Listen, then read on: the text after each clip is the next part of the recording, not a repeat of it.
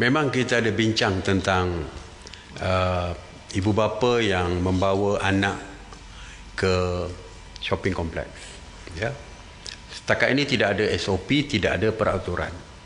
Tapi setakat hari ini, setiap hari pun saya, DG Kesihatan memberi nasihat.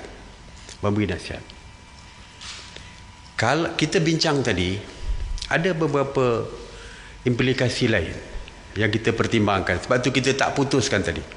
Sebagai contoh, ada ibu tunggal yang mempunyai anak kecil. Kalau mereka dihalang untuk bawa anak ke pusat membeli belah, dan jika mereka bawa, mereka dikenakan compound sebagai contoh. Jadi di mana mereka nak tinggalkan anak mereka sebagai contoh? Kalau mereka bawa, mereka kena saman. Kalau tak bawa, kalau dikunci di dalam rumah, anything can happen pada anak mereka. Kalau mereka tinggalkan dalam kereta, takut ada kes kematian anak di dalam kereta, seperti yang kita pernah baca dan sebagainya. Jadi banyak pertimbangan juga yang kita perincikan tadi, beberapa isu-isu. Jadi sebab itulah kita tadi kita bincang, tetapi kita minta supaya KKM, MKN bincang semula, sit down dan discuss lebih detail. Kita takut akhirnya timbul satu isu baru pula akibat daripada tindakan kita. Yang keduanya dari segi nasihat. Semalam DG mungkin menasihat supaya tidak pergi ke kubur sewaktu raya. Nasihat, ya, masih lagi nasihat. Walaupun saya tidak tahu sama ada akan keluar SOP atau tidak, kerana tidak dibincangkan tadi. Tidak dibincangkan. Tetapi seperti kita kata, MKN dan KKM boleh sentiasa membincangkan. Kalau mereka ingin mengeluarkan SOP, dan mereka mungkin boleh maklumkan kepada kita. Tapi setakat ini adalah nasihat. Saya percaya sebenarnya kawalan kendiri itu lebih penting. Disiplin diri itu penting. Tak perlu kita setiap masa untuk membuat peraturan dan undang-undang.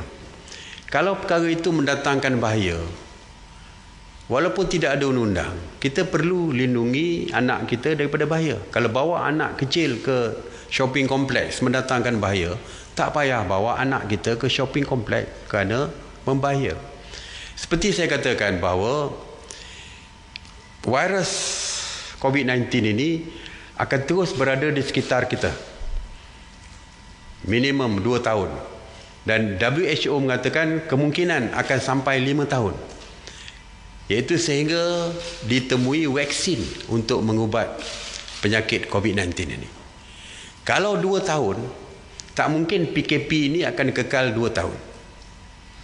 Apabila PKP ditamatkan, SOP, peraturan tidak boleh lagi dikenakan kepada rakyat negara kita. Maka kawalan kendirilah yang melindungi kita. Sebab saya katakan bahawa COVID-19 virus terus berada di sekitar kita. Mereka yang kita temui mungkin kawan kita merupakan carrier, pembawa kepada virus tersebut. Undang-undang tidak ada. Dan kita tak boleh saman sesiapa lagi nak balik kampung ke nak buat apa ke selepas itu. Jadi tetapi kitalah yang perlu sedar apakah tindakan kita itu membahaya ataupun tidak. Kalau tindakan itu bahaya, maka jangan kita lakukan perkara yang membahayakan tersebut. Sebab itulah banyak sekarang kita buat secara nasihat.